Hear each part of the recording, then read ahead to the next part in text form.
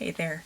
So this assignment is a self-portrait project and it will take 3 different days to complete. So we'll be starting with just blocking general proportions, and I'm going to be walking you through that in this video. And then for the second part of this assignment, you'll be establishing the planes of light and dark so that you can start to think about the angles of the nose and the cheeks and the jaw as a three-dimensional form that has light and shade. So it won't just be a contour line drawing.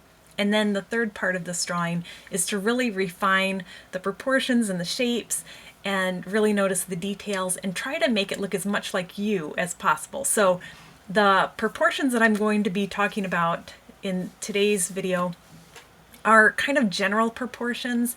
They're the average. So again, if we all had exactly the same spacing between our eyes or shapes of lips or distances of the width of our jaw, we would all look exactly alike, and we know that we don't. So the trick of making it look like you is to notice the things that are not just average. So you might have a slightly lower forehead or a slightly higher forehead than the average measurements that we're going to be talking about.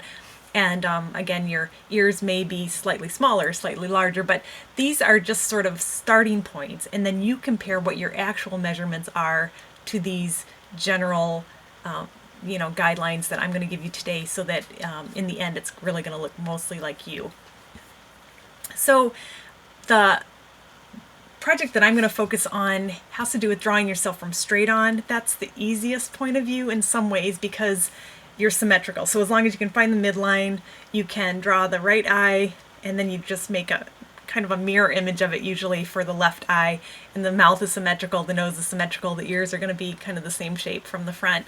And it's a little bit simpler to draw. It does make the nose hard to draw though, because you're not getting any of the character of the shape of that nose. So you have to be really very precise about the planes of light and shade when you're drawing the nose. So I'm going to give you some additional information in the class content with some other diagrams and examples of how to shade the nose and things like that, so that we don't spend a ton of time on that, but that is the harder area to draw from front on. Now, if you want a little bit more of a challenge, you can try a profile view. So again, I do want this to be a self-portrait. So what that means is you would have to get someone who has a good quality camera to take a really, in fact, probably several reference shots of you from side view, and the lighting needs to be really well controlled and everything like that. But that would be an option too. If you want a little bit of a different angle than everybody else is doing, you can try a profile view. If you really want a challenge and you want an option to make it even more of a likeness, the 3/4 view, where you see mostly one side of your face but a little bit of the other side of the face, is a really descriptive view, because you see more about like how much your brow sticks out or the angle of your chin.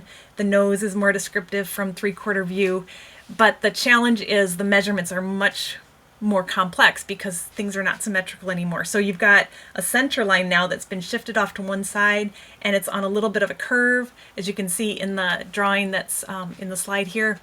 And the eyes are no longer the same size, so one eye is sort of wrapping around the far side of the face, and you don't see as much of it as you see the eye that's closer to you. So you can't just try to draw them the same, and the spacing between them changes a little bit. The other thing is the mouth is no longer symmetrical, so you see more of one side of the mouth than you see the side that's wrapping around onto the side. So if you want a 3/4 view, that would be fantastic. I'm going to try to include a little bit of extra examples if you want to try that. I won't talk you through necessarily how to make all those changes in the videos, but if anybody wants to tackle a 3/4 view, I would encourage you to try that. So with this drawing, you'll have the choice between working in graphite, which is just your pencils, or charcoal. And I think charcoal is faster, but again, I know some of you may be getting tired of charcoal or feel like you don't have as much control with charcoal as you might with graphite pencil. So because this is a very complex subject matter, I'm going to give you the choice of whichever medium you feel most comfortable with and feel like you have the most control with. But just remember that to shade a pencil drawing is going to take you probably 4 times as much time as it would if you were using charcoal. So you just have to be willing to commit that extra time to this project so that you can really give me a fully shaded volumes of the face instead of just a contour drawing. So and making changes will be a little bit harder because you have to physically erase and redraw, whereas with charcoal usually you can just make little adjustments with the kneaded eraser or just rubbing out the tone and starting again.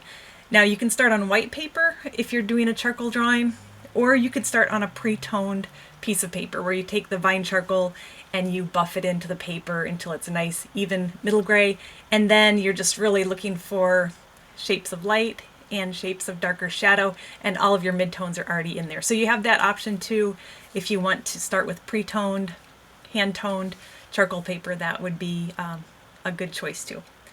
So I'm going to let me get rid of this image here and bring up the demo, and we're going to show you a few slides too. So if you want to draw from direct observation, that is the best situation. So if you have a nice big mirror and you have your skewer and all your measuring devices, that is great because you can see a lot more in real life than you can when you're working from a photograph. So the photo sometimes will blur together some of those subtle shadow values, but the other problem with trying to draw a self-portrait from observation is that as you're sticking your hand out there in front of the mirror, you've got two hands that you're seeing plus two skewers, and it's kind of sometimes hard to see your face through your hands and your measuring tool. So one strategy if you are using a mirror is to, instead of sticking your hand out like you're used to doing when you're measuring objects that are far away from you, you can actually use the plane of your face as the picture plane and take literal measurements. So if you're trying to compare the width of your mouth to your nose, or if you're counting off how many eyes widths fit across your face, you can do that just by keeping the skewer right on the surface of your face, and that way you're not taking measurements at a lot of different distances from your eyes. So again, like total width of your head versus the total height of your head, that's a strategy for getting those basic measurements correct. So I've got a photo here. I had my daughter take a picture of me so that I could work from a photograph instead of trying to deal with 3 different light sources that I have here as I'm filming this. And when I had her take the picture, I turned off the overhead lights and I stood near a window. So I had side lighting. And in this particular photograph, I actually held a white piece of paper away, like the light was coming from this side, and I held up a white piece of paper here to bounce a little bit of reflected light into what looks like the left side of my face there, so that I could see a little bit more of the structure of the lower lid and some of this information that was happening at the crease of my nose and things like that. Otherwise, sometimes that whole side of your face may get so dark that you can't really see much of anything. So take several reference photos. Again, try to get as crisp and a high resolution image as you can. If you can work from a large reproduction of it, so maybe print it off as large as you can, the closer to life size, the better it is.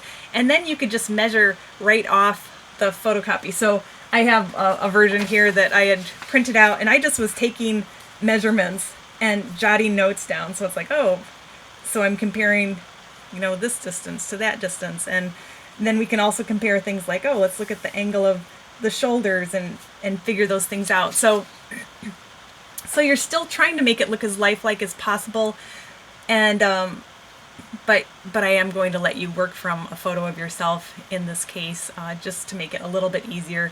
And that way too, the other tendency is, as you're doing a self-portrait, you might have your head at one position as you're drawing some things, and then without noticing it, you're changing your angle, so that changes the measurements. Like for example, if you're looking upward, your ears appear to be a lot lower on your face, like they seem to be way down, like below your chin, whereas if you're tipping your head up, your ears may seem to be like way up here, and the bottom of your ears might be clear up by your eyes. So having a static photo to work from can make it a little bit easier when you're doing these basic measurements. But again, it's always best in a perfect situation to work from life if you could.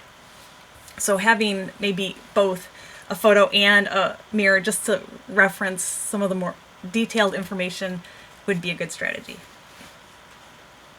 All right, so we're going to start out by blocking in. We're going to start with the general shapes and work down to the more specific divisions. And to start with, we just want to kind of think about the shape of the skull. So I tend to think of the skull as starting out with kind of the almost like a circle shape, And a lot of the skull that's the widest part is covered by your hair. So your temples are actually a little bit narrower than your skull is at the back of your head. If you looked at a human skull from the top, it would look like an inverted egg, like it's thicker at the back and narrower as it comes toward the front. And then if you look at someone in profile, it also kind of has an egg shape with the fattest part at the back and then tapering down to a little bit more of a point on an angle though. So we're going to start out, excuse me, by drawing a light circle. And what I'd like you to do is make it large enough that it's nearly life size, but leave some room for shoulders. I don't want you to crop so tight that we don't even see a neck. So this will be just, again, a light guideline to help us get some of the basic proportions in there. And then I would like you to draw a center line down the middle of that circle. We're not sure how far to take it yet, but what I'd like you to do is estimate what half of that circle height would be. That's pretty close. Take half of that, and we're going to add that to the bottom. So we're going to have these major division lines here. So this line, and I'm going to have you write some notes off to the side in pencil or with your charcoal so that you can kind of keep track of these measurements. And I'll also have some references for you on the class page so that you can look at some of those charts. But some of them have so many measurements, it's hard to know which lines go to what unless you've walked through it step by step. So what we've got now is we're going to use this line, and we're going to have a couple lines that have to do with the eyes. The line that we're drawing right now is the eyebrows, so it's important not to think of this as where you're going to be putting the eyeballs, but we're up above the eyeballs here. So what I'll do is maybe draw a light line, and maybe on the side just say brow. This light line, base of nose.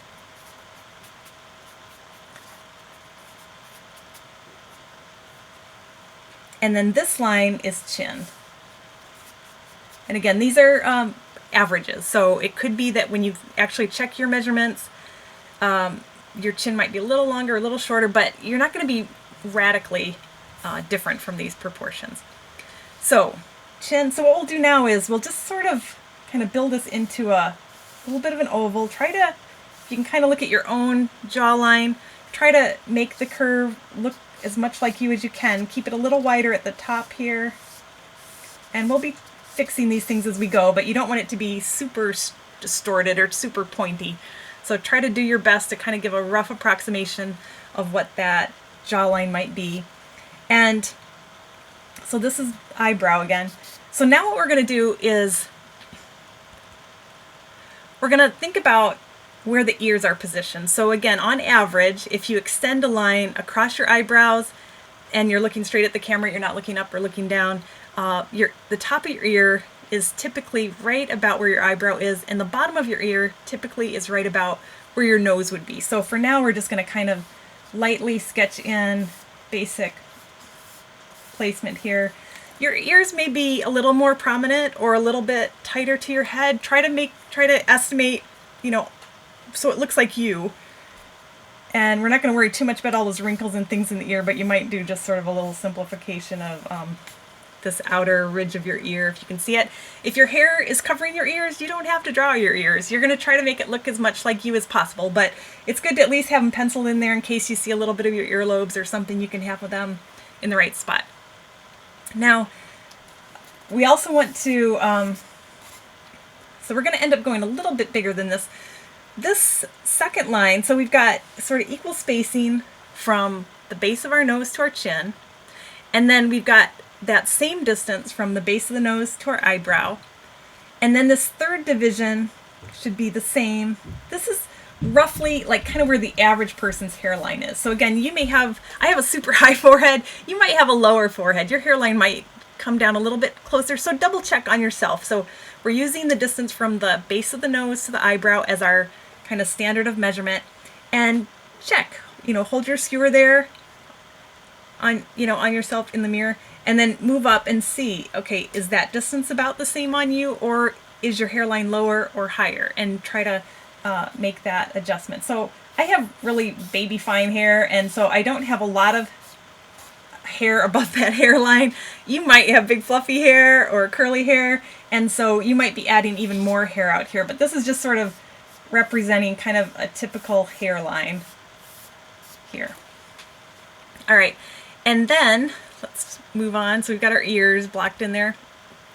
Next, well, is this third line here. So again, this is one that I think varies more than the others. On almost everyone that I see that's an adult, you've got sort of equal distances here. If you're drawing a child, actually, they have an underdeveloped jaw. You know, they haven't completely, their jaw has not grown to its full size. And so often they have a lot more distance above their eyes and less distance below their eyes, very small chin. So this bottom distance on a kid might be smaller, and then the eyes are going to be lower than the halfway mark, but we haven't even gotten to the eyes yet, so that's our next, we're getting close anyway. All right, so in this bottom section, so this area between the base of the nose and our chin, we're going to get the mouth in there. So again, this is an average, but if we take this distance and divide it into thirds,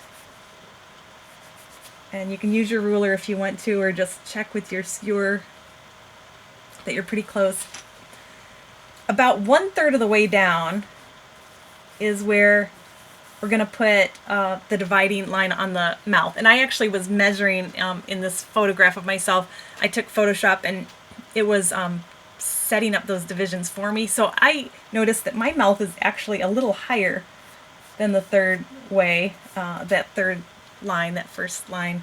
But for now, I'm just going to kind of lightly sketch it in. We're not even sure how wide it is yet. Now that next line is not necessarily the bottom of your lip. There's another measurement that you'll sometimes see on these face charts where they show like the bottom of the lip is somewhere around halfway, but I think that that second mark here usually ends up hitting somewhere like below the bottom lip but above the chin. So it's almost like where the angle change of your chin might be. So this is a little vague, and we'll have to measure to see if it relates to that on you. All right, the next thing I'd like you to do, we've already got the center line here. Now this is going to be the line that the eyes actually fit on. So remember, this is just eyebrows. That's not where you put the eyes. If you put the eyes way up here, you're going to have like a cartoony looking face. It won't look believable, and you won't seem to have nearly enough skull to fit a brain in there. So you want to make sure you keep the eyes low enough. And once you figure out where the whole skull might be, so I'm guessing, you know, if this is just my hairline, I'm guessing my actual skull could be, you know, just a little bit below my hair probably. So imagine where your skeleton would be, and then find the distance between the top of your head and the chin, and we're going to divide that in half. So 5 1/4 is going to be my, okay, so right there. Now I'd like you to use a slightly different line here so that we can keep it straight. So the 5 1/4 line is going to be, I'm going to use a dotted line just to make sure that, let's label that eyes. Okay, so a lot of times people think, wow, that's got to be wrong, because they somehow imagine the eyes being way up on their forehead somehow. But when you check almost anybody you know, measure the distance above their eyes and measure the distance below their eyes, and it's surprising that the eyes are actually in the middle of the skull. They're not way up at the top. I think it's because so much of our skull is covered with hair typically that you focus so much on the face, and when you're just thinking about a face, that like if you have bangs or something, the eyes do seem pretty high up, but remember all this space up here for the cranium, we need to keep that. So we've got the line for the eyes, and then as far as the size of the eyes go, we're going to try to fit 5 eyes across the width of the skull, kind of at the widest part. So if you want to, use a ruler and divide, or kind of estimate, the tendency is to make eyes way too big. So oftentimes you'll see these self-portraits of people and their eyes look like they would be like the size of a jawbreaker, so keep them small. And what happens is, as we're making these measurements have to include your eyelids too. So it's not just the whites of your eyes that we're seeing, we're also including the eyelids, which extend out toward the sides in these measurements. So we're going to take this kind of at the, like, it's almost to where your ears are, or the widest part of your skull. And if you kind of estimate what 1/5 of that distance would be,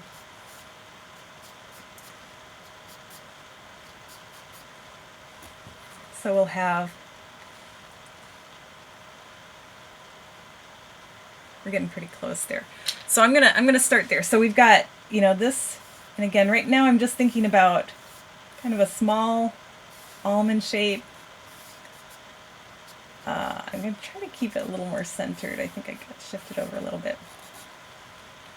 But you want, if you notice in the photograph here, the space between the eyes should be about the same as the length of your eye, or the width, whatever the longer dimension you want, whatever you want to call that, the width or the length. So I think my eyes are slightly farther apart than average, so it could be that this distance in between on me is a little bigger than an eye's length, but you'll be making adjustments as you go. You might also notice whether your eye angles up at the outer corners. Like mine are, like if I ran a line through the two corners of my eye, I'm thinking it would run on a pretty horizontal line, but some people's outer corners are a little higher than the inner corners, or it could be the reverse. So you want your eyes to look like you and not like some generic drawing of an eye. So really look at your own shape of your eye and do your best to try to build that in there. But right now we're just kind of getting the basic placement of the eye. So again, to remember, we could fit 5 eyes across the widest part. So you can kind of extend up just lightly to kind of see what that's going to do. So now our skull is a little bit narrower. You can see the highlight on this side of my, showing that my temple's a little bit narrower than the skull back here. So it could be that you have a little suggestion of, you know, the skeleton here.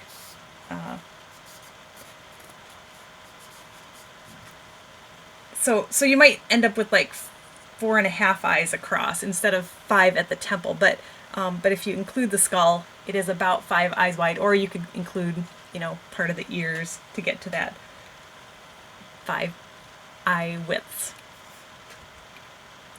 All right, so now let's figure out how wide your nose is. And, you know, an average measurement is the wings of our nose are about as wide as the space between our eyes. But again, people's noses really vary. So if you have a wider nose, take a plumb line straight up from the widest part of the wings of your nose and notice where it falls relative to your eye. So if it's true that your nose would fit within that space between the eyes, that's fine.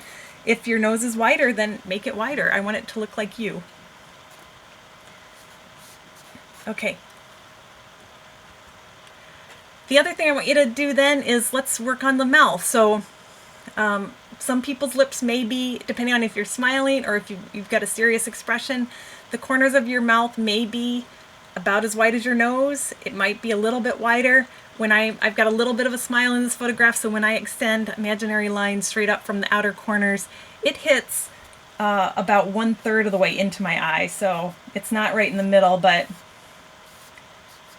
I would say, you know, if I come straight down from here, that's probably a fair estimate on where my corners of my mouth would be. All right, and then I'd like to get necks on our figures. So in my photograph that I'm looking at here, my neck's a little bit narrower than my jaw. I can see a little bit of the curve of the jaw and then my neck, but resist the urge to make your neck super skinny. That's probably a girl thing to do rather than most guys want to have big thick necks. But measure carefully, and in this case again, you can measure that width and then compare it to something you've already drawn, like maybe the length of your nose or some other thing. Or you can again extend vertical lines up, like plumb lines from the edge of your neck, and see where it hits your eye or your eyebrow or some other landmark. So when I extend a line straight up from my neck, I notice that my neck is about as wide as the corners of my eye are. So the other thing we don't want to do is make the neck super long. So what I'd like you to do is kind of imagine a flex your skewer a little bit and line it up with the angle of your shoulders. I'm trying to do this in the mirror of your, and notice how much space is between the end of your chin and where that angle that connects your shoulders would be, and try to make that distance pretty accurate. So I feel like you know, there's just a little bit of space there. And then if I were to angle that, the other thing you can do is look at the negative shape in the photograph here and try to match that angle. So you want, we all have these muscles that connect our neck to our shoulders, and that creates a kind of gradual sloping. You shouldn't have like a right angle there at the neck. You want it to kind of slope down gradually. And if you drew your head small enough that you can actually see the edges of your shoulder, you should measure the full width of your shoulders and count off how many maybe of your head heights will fit across your shoulders, and make sure you don't make your shoulders too skinny or too wide. So mine is going to get cropped off a little bit there. And then you can just kind of lightly start doing a few other things to just kind of get some of the basic perspectives. I'm like in my 50s, so I'm starting to see a lot more of this kind of tendony definition of some of the neck muscles. You may not have as noticeable distinction there, but what I'm looking for is there's this pit of the neck. So I'm going to put that down here, and then there's a muscle that connects right at the base of your ear, and it connects down to that pit of the neck on both sides, and that's what allows you to turn your head like this. So I'm looking for that triangular shape, and I know that the jawline is covering up some of that information, but I'm still going to kind of lightly sketch that in as if I could see those muscles that are coming down there, and they sort of branch out a little bit at the collarbone. So you can kind of imagine, if you can think about what the skeleton might look like there. And then there's a little bit, anyway, this is all going to be simplified a little bit with the charcoal, but I'm kind of thinking about some of that structure that starts to give my neck a little bit more volume. So there's the trachea here in the front that makes a little bit of a cylindrical form, and then those two tendons come in, or the muscles on the side there. So I'll be looking for some of that information in your drawing too.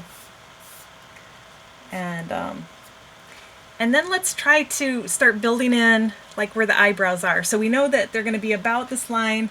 I want you to look at your own eyebrow shape and think about, you know, how it's arched up. If you have a real full eyebrow, you know, you may have a lot more hair covering that part of your brow ridge. If you have blonde hair, you may not really see a whole lot of the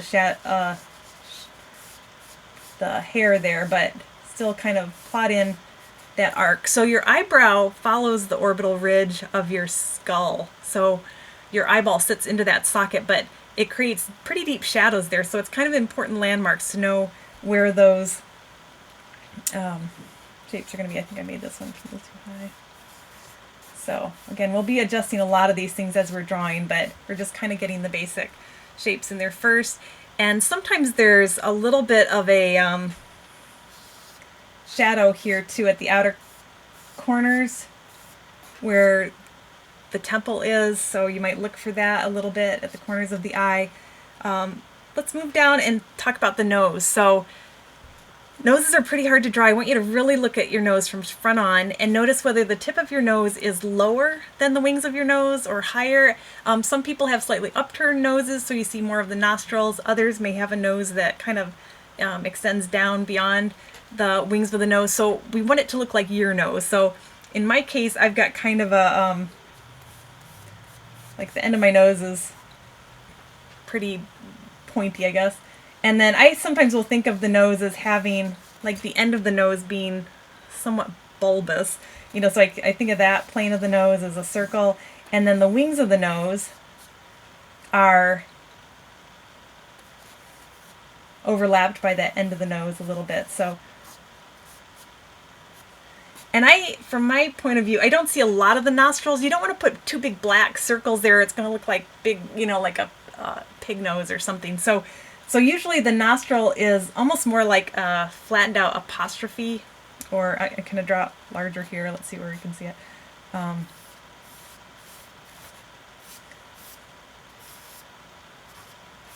You know, this, a lot of it is defined by shadows, so we don't have real sharp edges, but that might be a way that you might think of a nose to start with. And not everybody's nose is going to be this shape. I mean, some people don't have as distinct a angle change on the planes of the nose, but we'll try to help you figure out how to make it look like your nose. And then the other thing I'd like you to do is think about the connections at the bridge of the nose and how narrow the nose is in between the eyes. So that'll add more shape to the nose if you can kind of think about the front plane of the nose a little bit. And maybe go a little bit narrower here. Okay.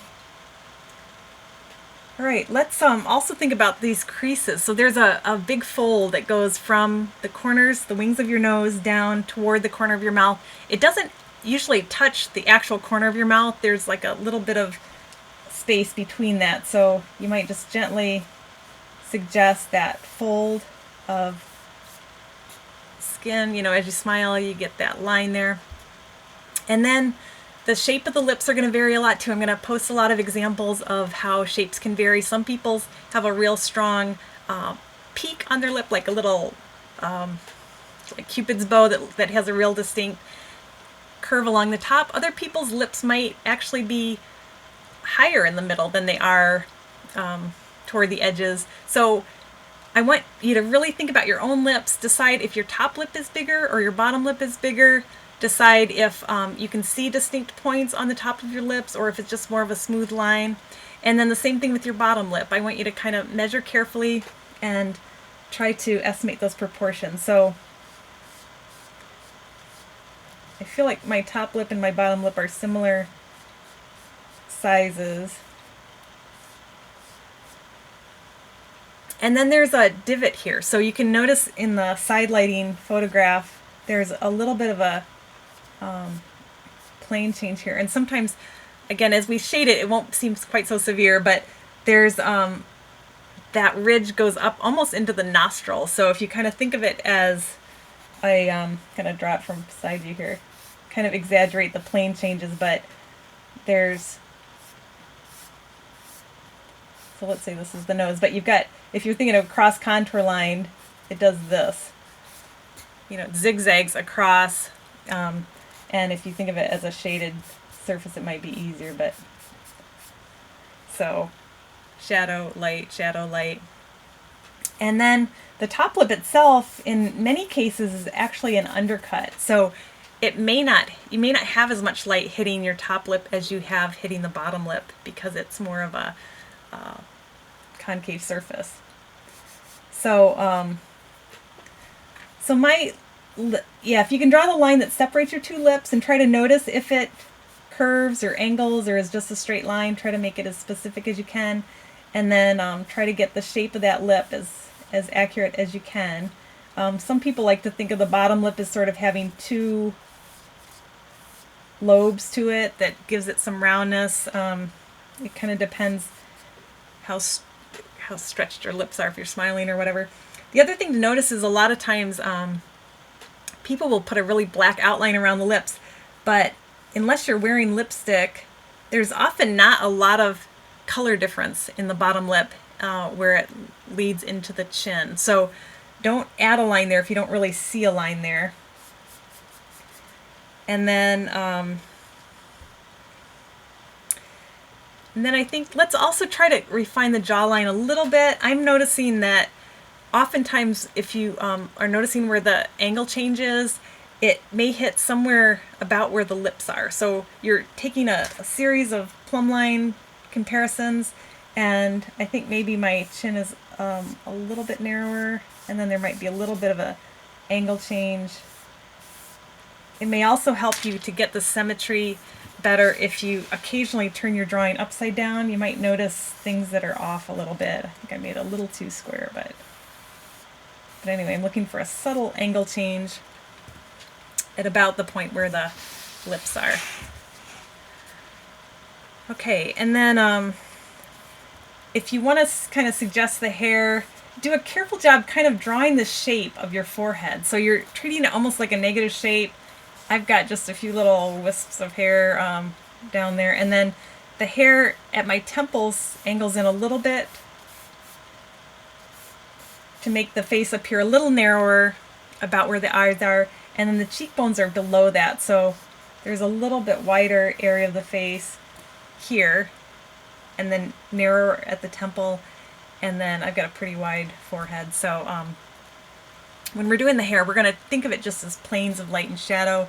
So it'll just be some smudges of charcoal. I don't want you to draw each individual hair, or it's going to look really flat and patterned. It won't really look like convincing hair. So we're thinking more of the hair as being a covering of a round surface. So you're looking for highlight, you're looking for shadow, but you're not looking at individual hairs, or it's going to feel really flat there.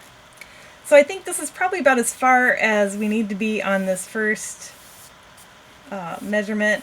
This would be a good spot to stop for your homework, for your assignment part A, and then take a picture of it at this point. I should probably talk a little bit about eyes. I didn't do any eyelids or anything, but if you look carefully at the shape of the eye, eyes are gonna, there are a lot of different shapes you can have for eyes, but I'm looking at the shape of my eyes, and it's sort of this, this is the inner part where the tear ducts are. The outer lid is going to overlap the lower lid a little bit, and typically the lower lid is going to have some shadow on it. The top lid, depending on whether you've got direct light on it or not, you may or may not see a lot of shadow on there, but we're also thinking kind of about like eyebrow. Usually the eyebrows extend in a little bit closer to the nose than the eye itself. And if you draw the eye, I want you to notice really carefully where the colored part of the eye is, and typically the upper lid is going to overlap a fair amount of the colored part of your eye. So if you draw an eye where, let's do a super quick one. If you do this kind of thing, you're going to look really scared and alarmed. Typically, unless you're really, surprised or anything, more of the lid is going to be overlapping that eye. So you wanted to think of it as if you could see through it. Imagine where the actual eyeball might be, and make sure that this feels like it really could be a circle, and the same thing with the pupil. And it might be that you can see a little bit above that. And then as far as lighting goes, we'll talk about that a little bit later, but the other thing I'd like you to resist is the drawing tons of eyelashes right now. I know people love eyelashes, but try to squint your eyes, and if you don't see individual eyelashes, maybe it just ends up being, a smudge, or you might draw a few at the end, but really we want to do a lot of shading on the eye before you get into all those little individual hairs there. Okay, so we've got basics of an eye, and then we'll talk a little bit more about how to shade that later. But this would be a pretty good development for that first one. If you wanted to, I didn't do much definition of the ear. You could be maybe a little bit more specific about the shape of your own ear, how pronounced are your earlobes, and maybe bring in a little bit more detail there. Contours that describe what's going on. I can't see much of this ear, so it's got some hair in front of it. Okay. So yeah, I think I made the jaw a little too squared. I'd maybe do a little bit of refining there as we go, but we're going to stop there for the first one, and then we'll talk a little bit more about adding planes of light and shade for the next episode.